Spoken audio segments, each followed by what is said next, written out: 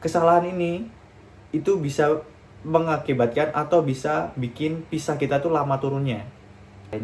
Jika terdapat kesalahan, hal ini bisa dianggap pemalsuan dokumen sehingga bisa menghambat perpanjangan atau dipulangkan. Waduh, kemungkinan dipulangkan ada gitu. Uh.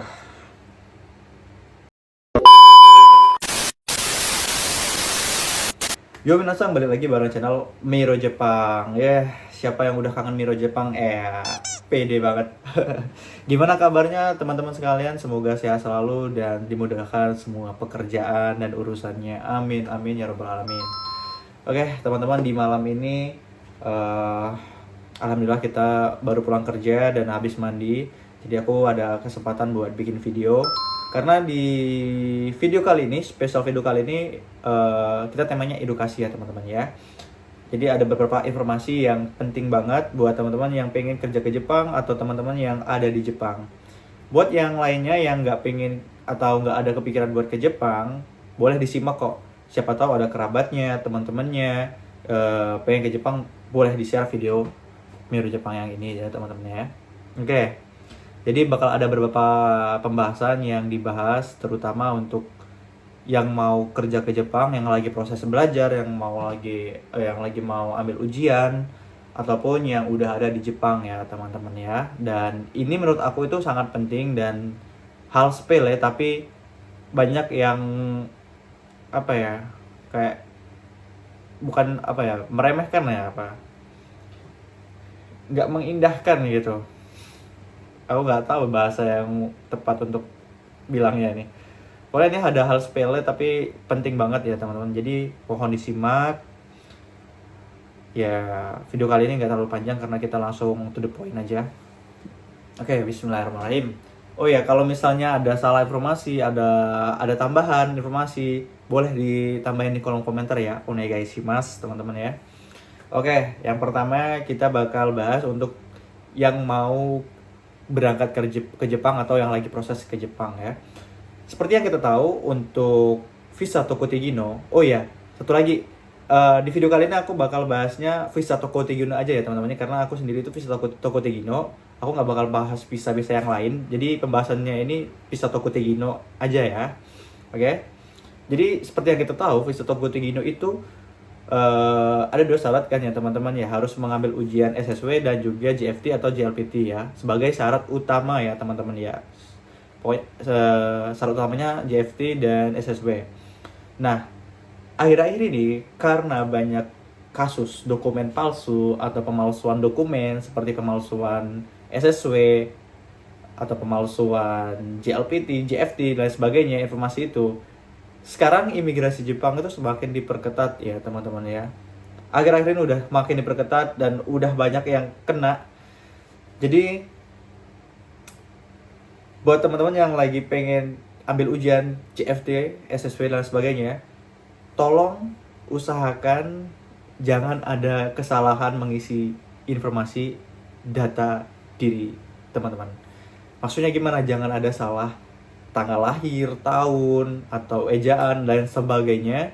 Pokoknya jangan sampai salah, tolong dicek terus-terusan, jangan sampai salah. Karena kesalahan ini itu bisa mengakibatkan atau bisa bikin visa kita tuh lama turunnya. Jadi karena ada perbedaan dokumen, ada perbedaan data, tanggal kita salah dengan yang aslinya, itu bakal menghambat visa kita turun, jadi lebih lama. Atau jadi ditolak atau nggak bisa turun sama sekali visanya. Dan ini sayangnya ada kejadian juga sama saudara keponakan ya teman-teman ya, karena data pribadinya salah di tanggal lahirnya, jadi visanya lama turun dan pada akhirnya harus mengambil ujian ulang. Tapi ya nggak apa-apa, jadi pembelajaran karena kan kita nggak tahu. Terus juga ditambah imigrasi semakin ketat, jadi ya harus ambil ujian ulang. Walaupun kita benar-benar ujian kita ada datanya, itu karena bisa dianggap pemalsuan dokumen ya teman-teman ya. Jadi ya buat yang mau ambil ujian tolong hati-hati, jangan ada yang sampai salah, dicek ulang kalau mau isi data ujian ya teman-teman ya. apapun JLPT, SSW, JFT semua ya berlaku. Pokoknya yang bersangkutan dengan informasi diri sendiri ya.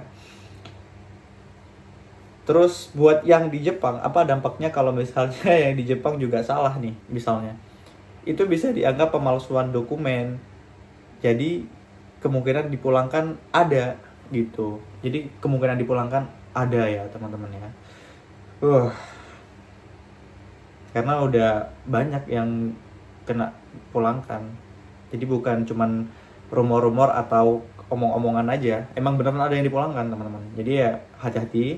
Bukan buat nakut-nakutin, cuman hati-hati gitu. Kalau misalnya kita prosesnya aman, sesuai arahan dan sesuai yang harus dilakukan, ya aman-aman aja sampai sekarang. Walaupun peraturan semakin bertambah, cuman ya harusnya aman-aman aja. Terus aku bakal bagiin informasi yang aku dapat dari agensi atau TSK aku hari ini ya teman-teman ya, masih hangat. Jadi mungkin ini ada beberapa hal sepele tapi benar-benar krusial banget buat yang di Jepang. Nah, buat yang di Jepang, buat teman-teman yang lainnya juga simak boleh.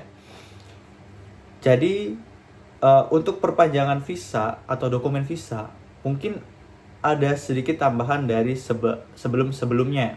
Nah, dan imigrasi pun berkenan untuk meminta dokumen lain-lainnya juga jika alasan keberadaan di Jepang dianggap kurang kuat. Nah, maksudnya gimana?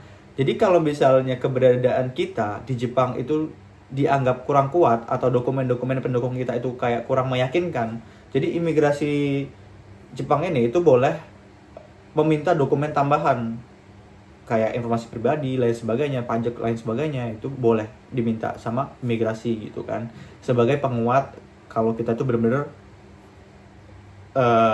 nggak ilegal, nggak apa gitu, aman lah pokoknya. Jadi itu yang pertama, imigrasi mungkin meminta dokumen kalau misalnya keberadaan kita di Jepang itu dianggap kurang kuat gitu kan. Jadi terus yang kedua, nah ini yang udah aku bahas di yang pertama, tolong cek kembali informasi pribadi pada akun Prometrik, OTAF, JLPT dan lain-lainnya. Apakah ada kesalahan nama, tempat tanggal lahir, atau informasi lainnya. Jika terdapat kesalahan, hal ini bisa dianggap pemalsuan dokumen sehingga bisa menghambat perpanjangan atau dipulangkan. Waduh. Jadi buat teman-teman yang dari Indonesia mau ke Jepang, mungkin kalau ada salah dokumen itu bisa memperlambat visanya turun. Buat yang di Jepang yang lagi memperpanjang visa itu juga bisa menghambat perpanjangannya gitu kan, menghambat perpanjangan visanya gitu. Atau bisa jadi dipulangkan kalau kita nggak bisa klarifikasi. Jadi nggak langsung disuruh pulang teman-teman. Jadi prosesnya itu pasti dipanggil imigrasi dulu. Jadi kita disuruh klarifikasi, dicek data-data kita lagi, apakah emang kita benar pemiliknya dan lain sebagainya. Kalau misalnya kita klarifikasi itu bisa meyakinkan imigrasi, ya mungkin masih bisa ada kesempatan untuk tidak dipulangkan ya. Mungkin, tapi kalau misalnya kita nggak bisa klarifikasi, kita nggak megang bukti apa-apa ya, solusi terakhirnya mungkin dipulangkan teman-teman gitu. Dan ini udah ada kasusnya, jadi bukan hal yang menakut-nakutkan, tapi emang udah ada yang dipulangkan, udah ada. Jadi hati-hati ya teman-teman tadi ya untuk mengisi data pribadi. Kemudian untuk yang pembayaran Shimeze-nya dilakukan pribadi, tolong lunasin semuanya. Semuanya. Kalau ada surat tagihan yang kadaluarsa atau hilang, segera minta terbitkan ulang ke Syakuso yang bersangkutan. Jadi maksudnya kalau misalnya ada pajak yang kita bayar sendiri mandiri, itu kita harus bayar. Jangan sampai ada yang numpuk, ada yang nggak kebayar gitu. Kalau misal pun ada yang lewat tanggal pembayarannya atau hilang kertasnya, kita harus terbitkan ulang di Syakuso atau balai kota di tempat kita tinggal ya teman-teman ya, buat yang di Jepang ya. Jadi harus dibayar. Jika ada pajak yang tidak dibayar, maka akan dipulangkan. Jadi kalau misalnya ada pajak yang kurang dibayar, nggak dibayar, itu bisa bikin kita kena masalah teman-teman, bisa dipanggil imigrasi, bisa menghambat visa kita dan sebagainya, dan berujung kita dipulangkan. Jadi ya benar-benar ketat, tapi emang mau gimana lagi gitu ya teman-teman ya. Kemudian Oh, ini untuk visa TG1 ke TG2 ya. Mulai bulan April ini untuk yang nanti akan sensei visa dari TG1 ke TG2 atau perpanjangan TG2 wajib melakukannya pengurusan visa sendiri ke imigrasi. Jadi kita yang ke imigrasi sendiri ya teman-teman, tidak melalui perantara seperti agensi, TSK dan sebagainya. Jadi kita ngurus sendiri untuk yang TG1 ke TG2 gitu. Nah, ini yang mungkin teman-teman tunggu ya. Mungkin sebagai aku juga kaget abis baca ini tadi. Ini yang benar-benar sepele. Yang terakhir ini kadang sedikit jadi batu sandungan. Maksudnya di batu kecil tapi ngaruhnya gede banget. Kalau ada tunggakan wifi, kartu internet semacamnya, tolong dilunasin. Kadang ini juga bisa jadi masalah.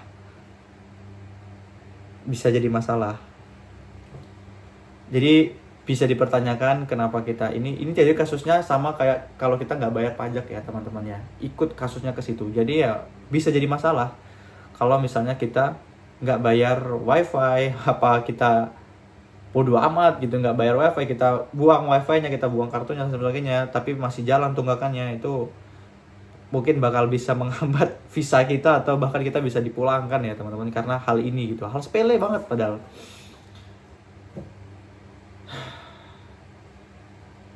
Baru 10 menit aja aku udah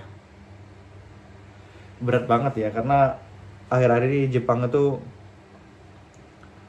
semakin ketat, semakin kibisi. Aku juga deg-degan juga, apalagi kemarin sempet nggak bisa buka akun Prometric ya teman-teman ya. Untungnya di HP lama itu masih ada kesimpan sandinya, masih ada kesimpan otomatis di Google, bisa lihat sandi dan ID-nya. Itu alhamdulillah banget. Awalnya panik karena nggak bisa buka akun Prometric, nggak bisa buka karena emailnya tuh udah nggak tahu kemana akun emailnya gitu. Kalau misalnya ada emailnya yang terdaftar itu kita bisa mengajukan ID ulang gitu. Tapi sayangnya kemarin bukan bukan pakai email aku gitu kan. Jadi pakai email kakak sepupu aku gitu. Dan itu emailnya udah nggak tahu kemana, nggak dipakai lagi. Untungnya di HP lama masih bisa kebuka. Jadi save hampir giri-giri.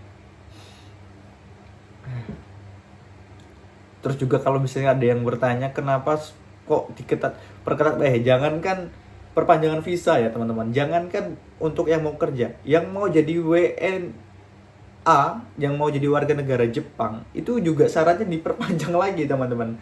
Pajak, asuransi dan sebagainya minimal semuanya nggak ada masalah.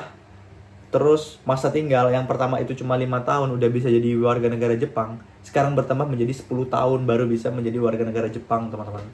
Ya bukan berarti menyarankan teman-teman buat menjadi warga negara Jepang ya. Kita nasionalisme teman-teman ya. Tapi ya itu aja berubah gitu loh. Banyak banget. Terus udah banyak yang kedapatan yang dokumennya palsu lah, ada yang udah ujian cuman dokumen data pribadinya salah lah, terus ada yang udah ujian cuman Prometricnya nggak bisa masuk, nggak bisa login, nggak bisa membuktikan bahwa sannya itu dia benar-benar ikut ujian loh gitu, nggak bisa membuktikan, ya berakhir dipulangkan. Nah kok gampang banget pulang gini, emang bisa lagi ke Jepang ya.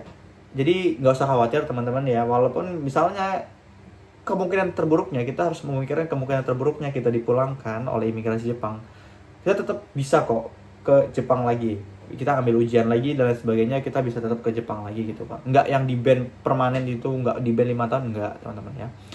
Karena selagi kita masalahnya kesalahan kayak mengisi data, nggak bisa buka akun Prometric dan lain sebagainya, itu mungkin masih bisa dimaklumi dan mungkin masih diberi kesempatan ya teman-teman, selagi nggak parah banget. Nah kalau yang benar-benar udah malsuin dari JFT, SSW semua dipalsuin sengaja dan dia terbukti sengaja pemalsuan, nah mungkin itu kena, ya itu tadi, kena deportasi di Jepang gitu kan. Tapi ya nggak usah khawatir kalau misalnya kita kita aman-aman aja, kita ikut arahan, kita sesuai apa yang dilakukan gitu kan. Ya harusnya aman-aman aja, walaupun banyak yang ketat, kalau kita misalnya aman ya udah aman aja gitu kan. Nah terus ini ada kabar baik Untuk jadi ada kabar ini nggak bisa di kabar buruk juga ya, ini agak lega sedikit lah, berbeda dari yang tadi ya. Ini khusus untuk visa Tokute Gino. Jadi memasuki tahun ini 2026 ya teman-teman ya. Kalau dokumen perpanjangan dan penilaian dari imigrasinya baik, maka anak TG Tokute Gino punya kesempatan mendapatkan paling banyak masa tinggal 3 tahun. Atau jika masa sisa TG kurang dari 3 tahun, dapat keseluruhan sisa masa TG satunya. Yang artinya tidak perlu lagi perpanjangan Zario Kado atau KTP setiap tahun dan mengumpulkan dokumen-dokumen yang diminta. Maksudnya gimana mas? Jadi untuk yang nggak tahu, visa Tokute Gino itu setiap tahun itu dia selalu perpanjangan. Jadi setiap tahun itu selalu perpanjangan KTP, selalu perpanjangan visa ya teman-teman ya. Setahun, 1 tahun. Nah, tapi untuk kali ini, tahun ini, kalau dirasa semua dokumen-dokumen kita atau perpanjangan kita itu nggak ada masalah, lancar jaya, dari pihak imigrasi kita bisa mendapatkan 3 tahun sekaligus visa. Jadi kita nggak perlu perpanjangan tiap tahun, nggak perlu ngurusi dokumen yang diminta, yang ribet-ribet, nggak perlu. Jadi kita langsung dapat 3 tahun, ya udah kita sampai 3 tahun itu nggak usah ngapa-ngapain, nggak apa-apa. Itu juga menurut aku juga suatu hal yang positif atau suatu hal yang mempermudah ya tentunya. Karena kalau kita harus mengurusi dokumen setiap tahun itu kan agak ribet juga ya teman-teman ya. Dan untungnya di sini agensi aku itu benar-benar orangnya care banget, terus juga benar-benar sangat membantu buat aku yang kurang minim pengetahuan tentang pajak dan sebagainya, selalu diarahin. Dan ya sangat berterima kasih lah untuk hal itu karena banyak banget yang udah dibantu. Arigatou gozaimasu. Bener-bener bintang 5, kalau bisa dikasih mah bintang 10 gitu kan. Alhamdulillah. Dan selalu ngasih informasi-informasi kayak gini teman-teman, tentang perpajakan, tentang peraturan-peraturan di Jepang dan lain sebagainya. Selalu diinformasikan di grup. Jadi yang minim pengetahuan, yang jarang baca berita itu bakal tahu dari informasi yang dibagikan. Dan hari ini aku membagikan informasi atau edukasi kali ini itu juga dari agensiku itu teman-teman ya. Jadi arigatou gozaimasu, benar-benar terima kasih banget lah. Jadi bisa mengedukasi juga buat teman-teman sekalian biar sama-sama tahu ya.